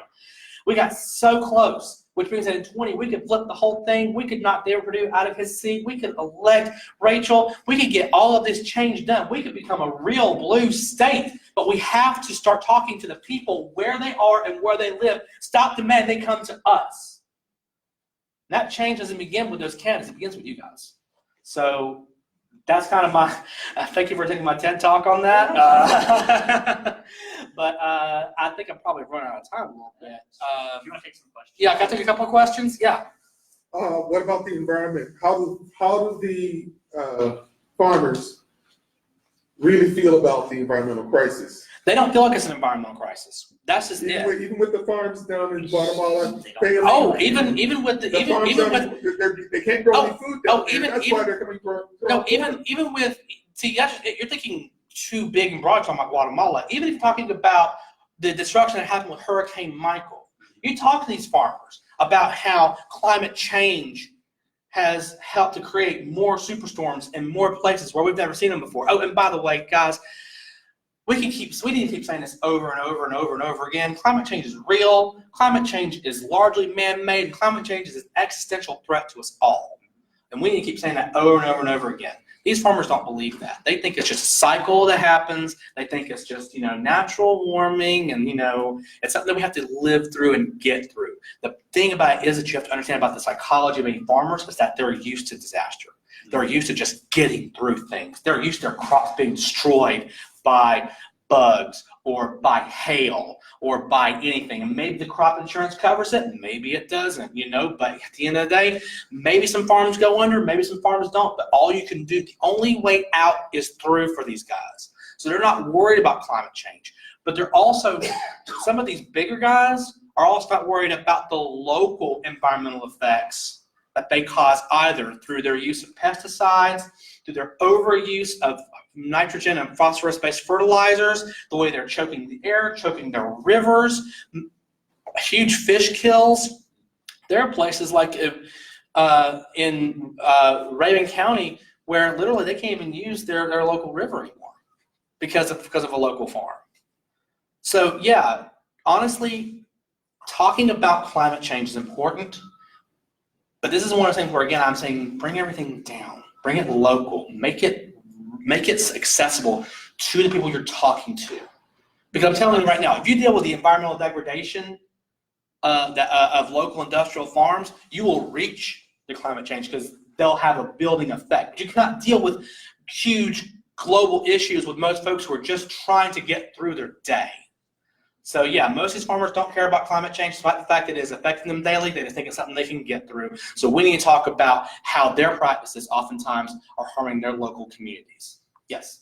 So what about their hypocrisy on corporate welfare, and now they're happy to take the handout from the tariffs, but they're also going to need handouts when the CAFOs in North Carolina are destroyed and the blueberries and pecans in Georgia are destroyed. They're always there with their hands out, but they don't want to admit. Are they disaster. happy? I haven't talked to a farmer since it started happening, but the last time I talked to a farmer was in the middle of the 2018 election, and he was more worried about Stacey Abrams being anti-farm for some odd reason. But and there is a reason. She did say a thing, but she didn't say what they think she said. But God knows, if you can create a sound bite, then you're off to the races. That's all you need. Because I actually had a talk with her campaign about that. And they're like, yeah, she didn't say what she said. They say she said. I'm like, okay, fine. But yeah, but I know I dealt with that about her being anti-farm. With regard to the hypocrisy about corporate welfare, farmers generally do not like getting paid at the mailbox. They want to get paid in the field. They want to get paid at the market. That's true. They really do. They really don't want to take the handout. But at the end of the day, they're going to do what they have to survive. The issue is that it is hypocrisy because they don't see how people who may be on EBT or maybe using Medicaid or something like that is also doing what they have to do to survive. To them, that person just made bad choices and they should just live with it, blah, blah, blah. Meanwhile, they're just keeping their farm alive due to things they couldn't control. There's always some way in which it's someone else's fault. It's not really their fault. And that's the way it really is with the big farms, the big farms, the ones that are like 1,000, 2,000 acre operations, more, 10,000 in some instances. But it's always gonna, that money is gonna stay at the top, and a little bit's going to come down. It's going to go to the big boys for the most part. They're the ones who are most hurt by the tariff, but you know what? They're toughing it out. And this is just Trump pandering to his base, and they're just happy to be pandered to as anybody else. I will tell you this. This is another bit of advice. It's probably going to get me in a little bit of trouble, but it's absolutely true. As much as I love Georgia's agriculture, we cannot chase the farmers because they do not care about many of our issues. What we need to chase are the farm workers, the people in the field, the people who are doing the work, because they see, and ultimately the small farmers as well, and the co-ops. Don't chase the big boys, don't worry about them, because their check is already written to the Republican Party, and it has been for nearly 20 years. We can't chase them. What we need to do is chase the little guy. We need to chase the farm worker. We need to find out what their needs are and where they exist. And they're going to agree with you that my boss doesn't need that handout. He'll be just fine. It's just his profits will decline. But I'm still going to be picking peaches come April. I'm still going to be picking pecans after that. I'm still going to be ginning cotton. How many of the farm workers are eligible to vote? More than you would think. There are many migrant workers who do farm labor through migrant visas, but there are also a lot of farm workers who are Americans and farm laborers and people whose livelihoods depend upon agriculture, that secondarily depend upon agriculture through getting other goods and services and working with them. Farm labor is actually very lucrative. Even the labor itself actually pays pretty well. So if it's something you can get year-round, you will get citizens who will do that. So I have a question for you directly. Yes. I don't know what your full-time job is. My question is, I know there was a certain amount of money that was like given, I don't know if it was to the DNC, but there's a certain amount of money there. You would be a terrific emissary to do all of these statistical things we need somebody like you who can speak to these people to get these statistics, because this is where we are constantly lacking, is we don't know the numbers. And Hey, you know what? From your lips to Tom Perez's ears, if the NC really wants to give me that money, but I will say this: there are a lot of people who do those kind of statistical analyses and whatnot with the Democratic Party. I think our biggest problem isn't about data, because Democrats love facts. We love facts so much we back people to death. okay, so we need more on messaging. We need more on the ways in which we communicate those facts and the ways in which we talk about it. And yeah, sure, I'm doing my part by coming to groups like this and telling you guys what we need to talk. So I would say, yeah, honestly, we need to get more people doing more of this conversing outside of these areas, in places where it's uncomfortable to do that. But that's the only way in which we're going to do it. But yeah, if DNC wants to hire me to go around and tell folks how to talk to rural communities, you know, they know where to find me. Maybe one more and then. DPG? What's that? What about the DPG? DPG, pretty much the same thing. I'm a member of the state party. I'm a member of their executive committee. I used to be the 8th congressional district chair. I actually gave up that seat. And now Fanika Miller is doing a phenomenal job with that. Love Fanika to death. And now I'm a member of the executive committee by dint of me having been a prior nominee. So I still have a voice with DPG, but again, the party isn't everything. As the hands that shot up who said they were not Democrats, but they're still in this room, will attest to. So I would say, yeah, I'm doing everything, again, that I can with DPG. If DPG, again, wants to throw me a few bones to travel around, they're more than welcome to. One thing that I've been hearing a lot of is people are very disenfranchised with the national party and the state party. They are not here to fix everything. It really starts at a local level and keeping it local. The DPG is going to do as much as they can, but they're not going to fix everything. You have to get out and have those awkward conversations and do it. It's really, we make the change. That's right.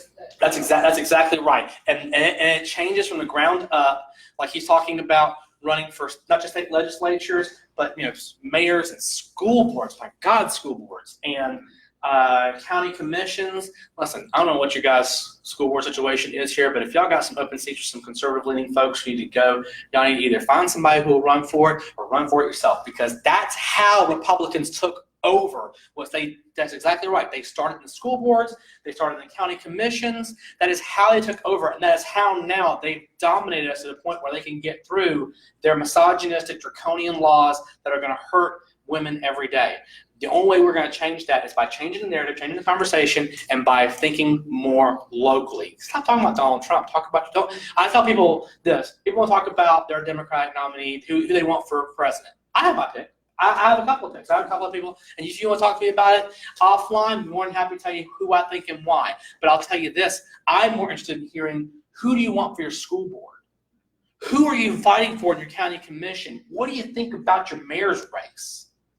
You should be talking about that ad nauseum. Do you know we've got elections this year? It's 2019, but there are municipalities who are running, and nobody's talking about them.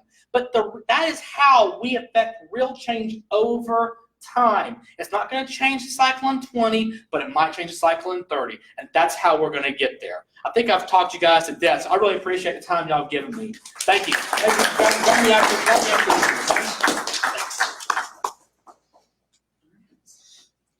No, thanks so much to Fred for coming out here. I was down in Dublin, Georgia, when Hurricane Michael came through, in a hotel, and saw everything get wrecked when that came through. And as you're mentioning there with the situation for rural Georgia, I think we didn't really pay attention to how bad that was because no one died in Georgia.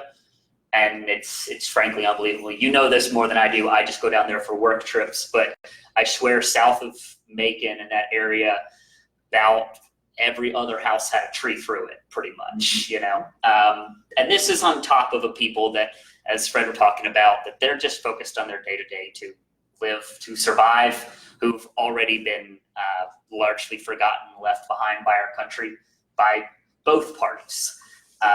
And the Republicans have just found a way to tap into them.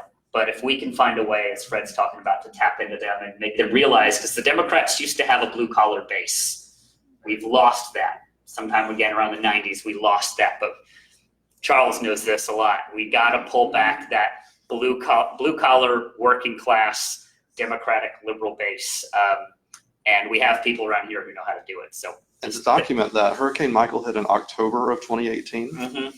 And just this past week. Just this past week, we got the aid bill finally. And I'll also say from my perspective, my job works within infrastructure projects. And one thing that we kept saying that we could at least get passed in a bipartisan manner is some much needed infrastructure spending. We still haven't even done that. Like the system is so dysfunctional that we can't even pass an infrastructure bill to like have working bridges. You remember that dam that broke in Brazil and killed a bunch of people? Well, we're not too far away from things like that here. It's also not hard for us to imagine because I-85 sometimes catches on fire, apparently. So, you know, we know that around Atlanta. But anyway, guys, one more round of applause for Fred coming up here today. We have one more candidate here. Yes. Would you like to come? Yes. Yeah. You can get the introduction for us here, definitely. For those of you who don't know me, sure you know I am the 11th district chair for the DPG. I do want to echo what Rachel said about if you're waiting for someone to ride in on a white horse from the DNC or the DPG, not happening. It happens here in this room at the grassroots level. Those people are real good at providing training and recruiting candidates, and the good news in that is we have a phenomenal new vice chair, Adrian White at the DPG, who's doing just a great job of trying to recruit candidates at every level, school board, local commissioner, as well as filling state seats. One of the things she did was she put out a big questionnaire on social media, and Adrian is all about social media, so having some kind of presence on Facebook does have its value, and this is its value. She put out a questionnaire out there and said, anybody who is thinking of running for office, come talk to me. Fill out this questionnaire and I'll make sure that you are kept informed, and I'll make sure you get the training you need. And someone, the list came down to me as 11th Congressional District Chair, and lo and behold, there was a name on it from Bartow. Bartow? We have to bang on doors to try and get anybody in Bartow to even, who's a Democrat, to even come out and vote. They don't even know that there are Democrats in Bartow. So I was so excited when I saw this name from Bartow. And I followed up with this woman, and she happens to be here today, and she is going to be running for Senate District 14, which is the race that Rachel ran before. I'm very excited. Please give a warm welcome to Jessica Flores.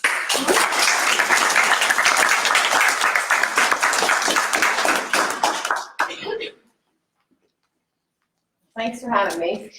I won't sit up here and pretend I've got a ton of experience with politics or running for office. My background is much more capitalism related. I've ran my own company since I was 25 years old in a variety of different capacities. As an entrepreneur, you stay extremely busy. There really is no time to come up for air for any reason. You're lucky if you see your children more or less have time for civic activities or getting involved in politics. It wasn't quite as straightforward as described, my decision to run for office. It was one I've struggled with greatly. When I reached out to the DPG, I reached out with the offer to, hey, I think I know how to reach our market, our district, the people of our district, the community that I live in. And it's going to take a special candidate to reach this district, especially with Democrat views. It's a challenging environment. We all know that. I'm a Southern girl, and I know that being a Democrat is sort of it's like being a spotted monkey. it's an odd existence. So I reached out saying, look, I'd love to help identify a candidate. I'd love to help strategically coach a candidate, position a candidate, and try to see if we can get the vote in Bartow County, Cherokee County, our surrounding area. Well, I guess they decided they found their candidate. So here I am coaching her and standing as her at the same time. I struggled with the decision for many weeks before agreeing to just It's not even a week old since I've thrown my hat in and said, yes, I'll take on the fight. And I did so because just like everyone in this room, for the last 4 years, I have been angry, frustrated. I've been so pessimistic. I mean, just infuriated at what's going on and the effects on my community, the effects on the people who work for me, my children, the effects on my relationships with people and how we communicated with one another. And, you know, I'm a design build company. So you can imagine that my surroundings are very Republican. My social groups are very Republican. And we were, all of a sudden, every engagement was an argument and a debate and uncomfortable, almost feeling just tense air constantly. It was miserable. And I just always kept thinking, we actually believe the same way. The difference is we don't agree or understand how to get there the same way. It wasn't really that our belief systems were so off, because a lot of us are a little more down the middle. I'm not super far left wing, and most of the people I work with are not super far right wing. We just don't seem to understand what the give and take is and the pathway to get to the results we're looking for. And so with that in mind, I eventually, when 481 passed, like most women, I took high offense to that. But it wasn't the first high offense I took. When I started seeing what was happening in our school systems, the DeVos nomination, putting her in that position, just ripped me to pieces. Oh, it infuriated me. What a conflict of interest. To stick someone in that seat that has a vested interest in privatizing education across this country. Now she's making decisions on where the money goes. That's affecting my children, their children, the future of our communities. It's causing more divide and segregation in our education. We overcame that in the 60s, all right? I'm not looking to go back and segregate our communities again. I'm not looking to continue to take resources out of our public schools, while as an employer who employs construction workers, skilled labor, I can't even find them. We've got boys graduating from high school that have never picked up a skill saw. Now, from the time I was a little kid, I was out cutting wood with my father. It's unfathomable to me that we're graduating children with no skills. And then you look around and you start seeing this now coming to Georgia. And the movement that went on with the last couple of rounds of legislative process. They're sneaking it in these amendments. And they're gonna privatize our school systems. And so when I look around Bartow County and I think, well, wow, this is a Republican county. And how are we gonna get people to listen? Well, how do you listen? We like football. You wanna get rid of football? Privatize schools. Put them all in little buildings and institutions. There won't be any Friday night lights. There won't be any parades downtown. You won't be out there watching the kids get ready and warm up in the marching band. It's not going to exist if you fast forward 10, 15, 20 years from now. Our grandchildren won't see ball fields like this. It will be different. Education is at stake in so many ways. We cannot afford to privatize it. We're ripping hundreds of millions of dollars out of our public school system and saying, we can't afford arts. We can't afford art programs, can't afford music programs, sports programs will be cut, everything's gonna be cut because we can't afford it. Yes, we can. We absolutely can. Quit taking the money out of school, put it back, and guess what? We get it back. We're pulling shops out of schools. I don't have people to employ. Cannot hire people. Meanwhile, we want to send everybody back to Mexico, all the immigrants. You know what's going to happen to the construction industry? If you're a capitalist, even if you're a Republican capitalist, you're a contractor, you're going out of business. You can forget it. We're not training young youth. We have drug problems with youth, no skill, and we're going to send people back across the border that come here with skills ready and on ready to work. It makes no sense, and I don't care what side of the fence you sit on. It's not about party. It's not about politics. It's about common sense. We have major issues. 481 certainly got me off my butt. I don't disagree. That was the final straw for me. And the only reason I could even fathom giving up all of the 2 minutes a day of free time I have to do something like this versus spend it with my children or put it back into my business so I can continue to develop a successful business and provide that security that all the families that I employ rely on for their paychecks every Friday.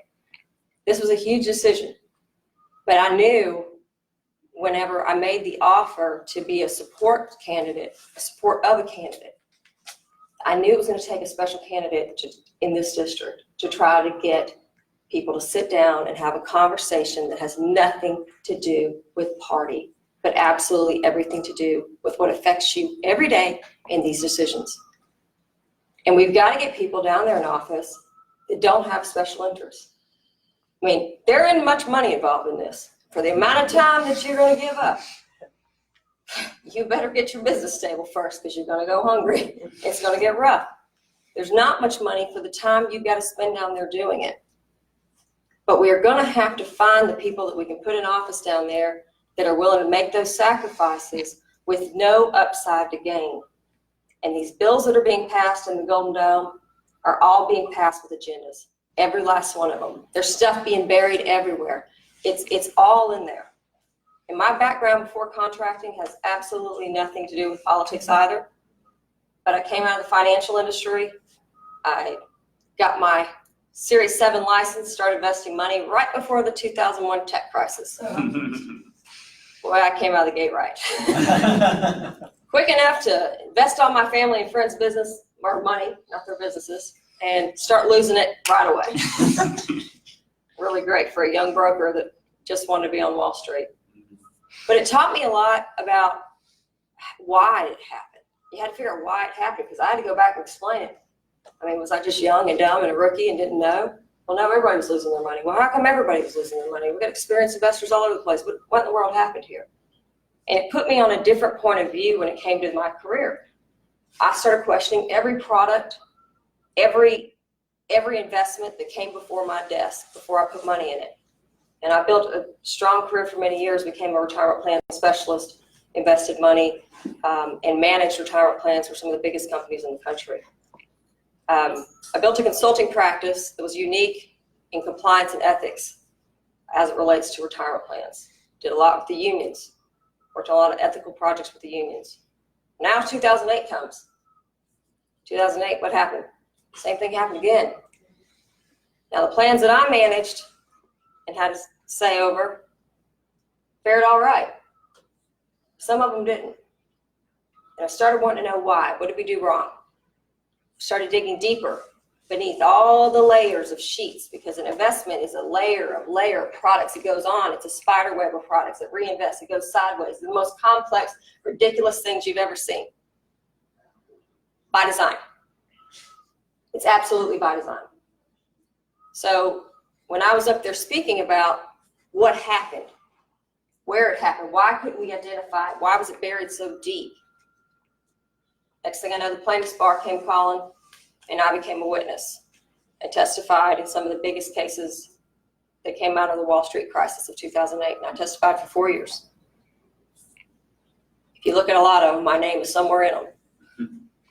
And what I became known for was chasing the buck. That was my strategy. You want to figure out what happened? Chase the buck. You find out the dollar, you figure out who made the dollar, and you'll find out what happened. Well, it's hard to chase the buck in retirement plans. It's dug very deep. I was obsessed, my expert witness career, of going through document after document after document till I could figure out how every single dollar moved and how everybody made money on that dollar. And we were able to source the biggest crimes of our era. I spent a lot of time during that time, during the Obama administration, working in the Department of Labor, working on policies, working with our legislators, tightening up on policies, training the investigators that worked for the Department of Labor that were investigating on behalf of these retirement plans, helping the prosecutors better prosecute the cases. We were able to win cases that were never before winnable. We made a lot of ground, a lot of great new policy during that era. Well, I ended up taking a different career path after my run was done, and I watched the new administration come in and unwind everything we did. And now I'm seeing from the sidelines a whole new era of boiling crisis on the horizon. And it's like, it will come unlike we ever saw before. And the people that I keep in contact with are the top economists and financial experts in the industry, and I still have relationships with them today. I rely on them to advise me on where the housing crisis is going and when I better be out of business by, so I don't go under. We have these roundtables, we have these conversations, we're all still friends. And my old attorneys say, well, you do this for a while, sweetheart, the next crisis hits, you'll come back over to us. We'll go prosecuting these same old cases again. We'll do it all over again. And while yes, that's a lucrative opportunity, don't get me wrong. Gosh, I wish we could just prevent it altogether. Because making money on proving why people lost so much money and who was at fault is not how I'd like to make a living. And I didn't like it the first time. We've got to prevent it. And in order to prevent it, you're going to have people in office at every single level of office that are just rigorously gutting these documents, these bills, these agendas, understanding the conflicts of interest, understanding the payoffs, understanding every single section of it and sentence of it and how it is affecting you. That's me. I am obsessed to a fault. I can't help it. It's just the way I think. I don't have anything to gain by doing this and plenty to lose. But as a member of the community, I can't stand by any longer and watch what's happening. I'm not ready for the national stage, and quite frankly, I don't feel that's where my energy is best spent. But I am definitely willing to represent you guys down at the Golden Office and fight to make sure that we protect our school systems, we protect our EPA, we protect our food systems, we protect women's rights, and there will not be a piece of legislation, an amendment or anything come past that desk before it gets torn apart by me first. And we're going to be assertive and aggressive, and I'll be filing off my own very quickly. I'm not going to be a passive candidate, so I'm willing to throw my hat in the ring with much debate, but I am going to need your support. I'm going to need the support of our communities. There's no way to win this without an army, and I'm one person. My family's sacrificing for this, but there's only so many of us. And without the support of people like you guys that are coming out, we need to be reaching out in the community. We've got to get the messages out. We have to get people sitting down to listen, to talk, to understand really what's happening and get it out of talking about party differences and start talking about what it does to affect you guys every day. And so I'm here to announce and here to beg for some support and tell you we're going to need it. So. Announce again, please. Your name and the office you're running for. Jessica Flores for Georgia Senate District 14. Still not rolling off the tongue yet. I just have one question. I'm really refreshed to hear the way you're talking about some of these issues. It's reminding me in some ways too of, I'm sure you know, Sarah Miko, who runs a successful trucking company. Very busy and had person. very busy person who's also employed a lot of people. And we need more on the left among the Democrats. We need people who fundamentally know how money works. We need people who understand why something like fiduciary law matters without falling asleep when you talk about it. This is obviously something that is your area of expertise. So this is kind of a specific question, but we're talking Georgia, and like you said, you're running in Georgia. Is there something on the finance side that we could push for or do in Georgia? We're not going to head off the next depression or market crash by ourselves as a state. Yes. But things that we could do to make it better. I mean, we have Equifax based here. You know, like Georgia is not New York, but we're becoming more and more of a hub. We are. So is there anything that you think we could specifically push for in that area of finance? Oh, there's absolutely things we can push for at the level here. The investment advisor certification and registration is a state level registration. Okay. Okay. We fought long and hard. I'm talking a 10-year battle to put in place very strict fiduciary responsibilities, ethical requirements, and provisions if you violated those. There was prohibitive transactions involved, clear-cut damages, absolutely a path to prosecution. We finally got those in just prior to the change in administration. Right as I was already exiting, I was off doing something else by then, but certainly still involved in keeping up with what was going on. When they unwound that, it became a free-for-all again. Now, here's the beauty of it. That can be done at the state level because an investment advisor is registered at the state. And those same provisions could be adopted here in protecting our Georgians' retirement plans, our investment accounts of our Georgians, our college savings plans of our children. That can absolutely be regulated intensely here. Yes. Do you know which state in 2008 crisis, which state weathered the best out of the 50 states? Which one weathered the best? I don't know which one weathered the best. I'll give you Nebraska. Okay. And one of the reasons why Nebraska weathered it, matter of fact, did better, was that they had a state bank. The only state in the United States that has a state bank. Yes. What is your idea on whether that would help us weather the next coming crisis? I don't think state banks are necessarily the answer.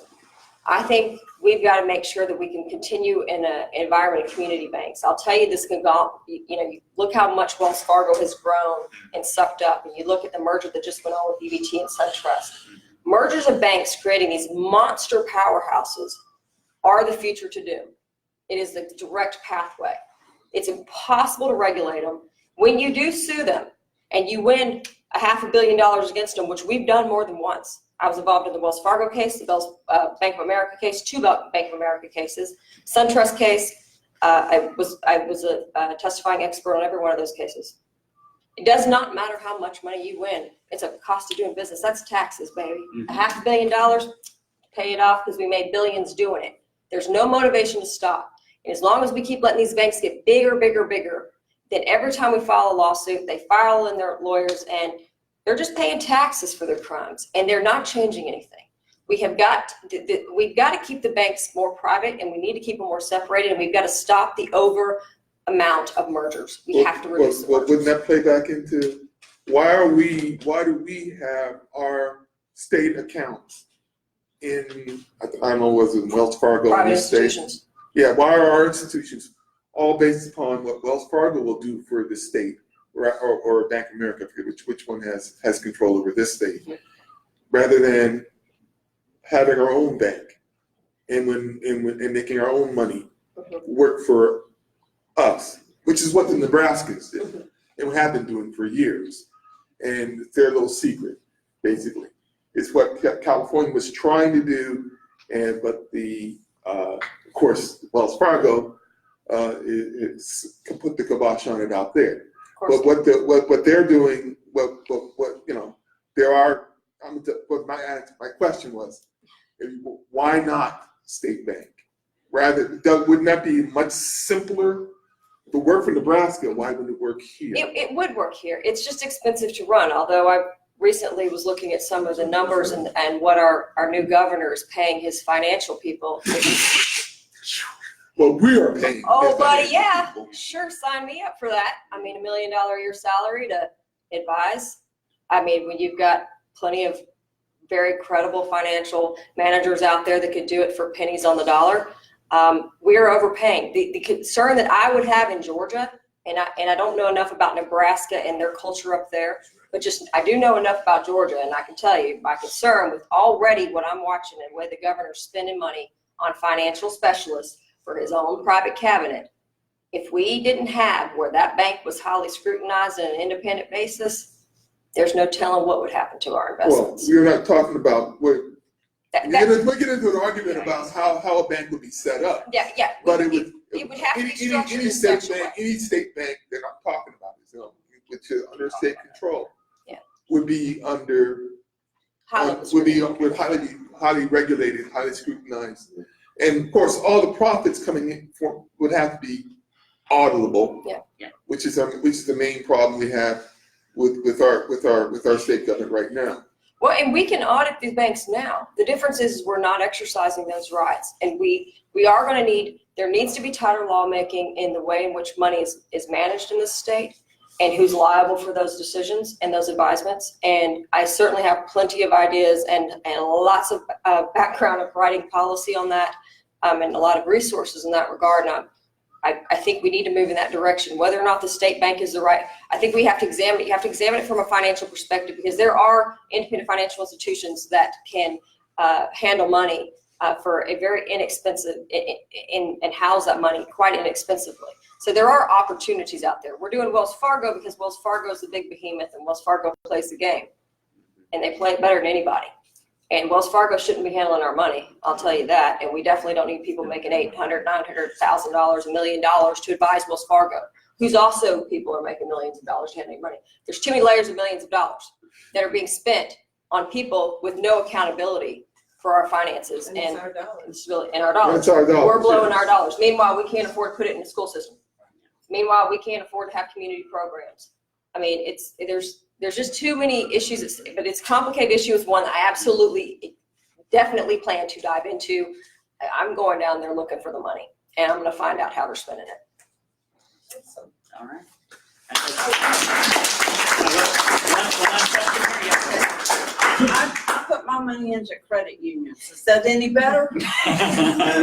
You know, it's not to say that any and all are bad. It's really and truly, it's about how in which they're handling it and what they're investing in. And the problem, we decide what is a sellable asset has to be registered in the state of Georgia to be sold in Georgia for the insurance or financial product.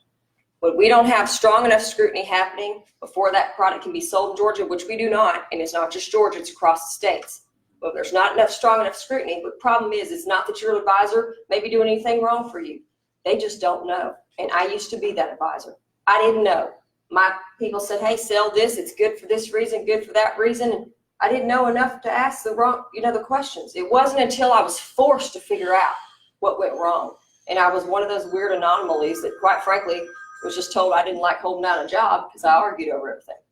And that was probably true. That's why by 25, I had to have my own company. I didn't hold down one very good. I couldn't play by those rules. So I'm not going to say your credit unions are bad. But what I would like to see is stronger rulemaking and regulations and compliance requirements and liability directed where it belongs, which is not on you as the investor, it's on the person that's making those investment recommendations to you. And the advisor should not have access to products that they can't understand and the products that weren't fairly vetted before they get in. They're only one person. They rely on the regulatory agents to vet them. They rely on their institutions to vet them, and then they're trusting them. And they're not doing anything wrong per se. They're just relying on people who aren't doing their end of it. Credit unions are better than banks. Yeah. Was that your question? I think that was your question. Yeah. They're better than banks, but they all sell the same products. And the problem is the institutions building the products. That's where the problem is. It's the product builders more than it is anything. A lot of it is, and if you put the liability back on people recommending it, then they have to vet the products better. And that's where I was pushed for. Do you have any social media or website up yet that people can follow you at? No, not yet, because I've been a little busy, as you know. Called Sherry a day before the rally and said, hey, I'm in. So I haven't had much time for social media. I didn't even get my photo shoot up of my brand new kitchen that's going in the competitions that we shot yesterday up. So I'm doing a terrible job getting out of the gate. And obviously didn't prepare a real in-depth speech for today, but we will get it up very soon. You'll be able to follow us very soon, and we're going to be looking to try to build an army. And we would love for people to reach out to us and say, "I'm in. Let me help," because we're going to need it absolutely.